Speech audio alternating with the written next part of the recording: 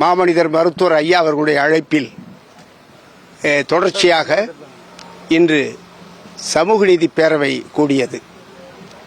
சமூக நீதி பேரவை என்றால் வழக்கறிஞர்களுடைய அவை. இன்று 500க்கும் மேற்பட்ட வழக்கறிஞர்கள் வருகின்றார்கள். மாதந்தோறும் வழக்கறிஞர்கள் பேரவை, அதாவது சமூக நீதி பேரவை மாதம் ஒரு முறை கூடி தமிழ்நாட்டு அரசியல் நிலவரங்களையும் சமூக நிலைமைகளையும் பற்றி ஆய்வு செய்து அதற்கான தீர்வுகளுக்கான பாடுபட வேண்டும் என்று ஐயா அவர்கள் கோரியிருக்கிறார்கள். அந்த வகையிலே இன்று சமூக நீதி பேரவை கூடியது. வழக்கறிஞர்களுடைய பணி பொதுவாக எல்லா அரசியலிலும் வழக்கறிஞர்களுடைய பணி மிக முகாமையானது. அவர்கள்தான் மக்களின் சிக்கல்களுக்காக காவல்துறையையோ வருவாய்த்துறையினையோ நீதிமன்றங்களையோ அணுகக்கூடிய சட்ட அறிவும் ஆற்றலும் துணிவும் மிக்கவர்கள்.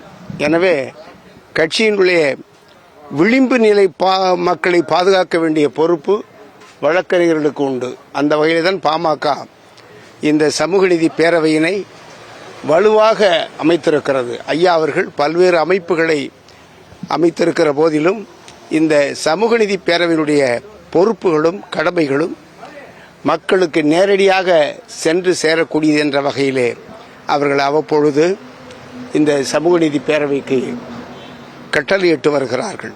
எனவே மாதந்தோறும் இந்த சமூக நீதி பேரவை கூடி மக்கள் சிக்கல்களையும் அரசியல் நிலைமைகளையும் எடுத்து விளக்கக்கூடிய வகையிலே அது செயல்பட வேண்டும் என்று ஐயா அவர்கள் ஆலோசனையை வழங்கியிருக்கிறார்கள்.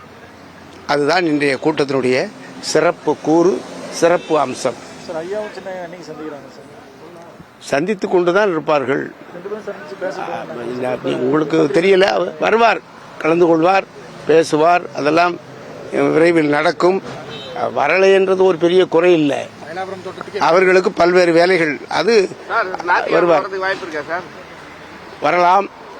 தொடர்ந்து 4 நாள் நடந்த கூட்டத்திலையும் வரல, புறக்கணிக்கிறாங்க. வருவார், புறக்கணிப்புன்னு நீங்க சொல்லக்கூடாது. அவர் வரவில்லை, அவருக்கு பல்வேறு வேலைகள், தலைவர் என்கிற முகரையிலேயும் வேறு வேறு கடமைகள், குடும்ப பொறுப்பெல்லாம் இருக்கிறது. வருவார். நான் தொடர்ச்சியாக 4 நாள் தானே வரலைன்னு நீங்க சொல்றீங்க. அவர் புறக்கணிப்பு இல்லை, அப்படி சொல்ல வேண்டிய தேவையில்லை. தலைவர் அவர்கள் வருவார், கலந்து கொள்வார்.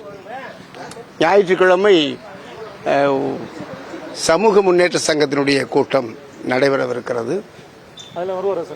வரலாம், எதிர்பார்க்கிறோம். வருவார் வருவார் வருவார். எங்கள் தலைவர் வராமல் எங்க போயிருவார், வந்துருவார்.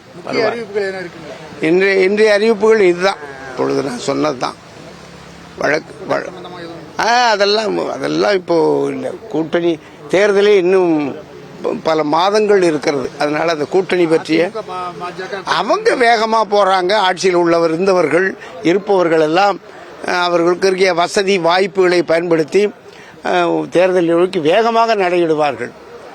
நாங்க எங்களுடைய நடை மெதுவாகத்தான் இருக்கும், ஆனால் வலுவாக இருக்கும்.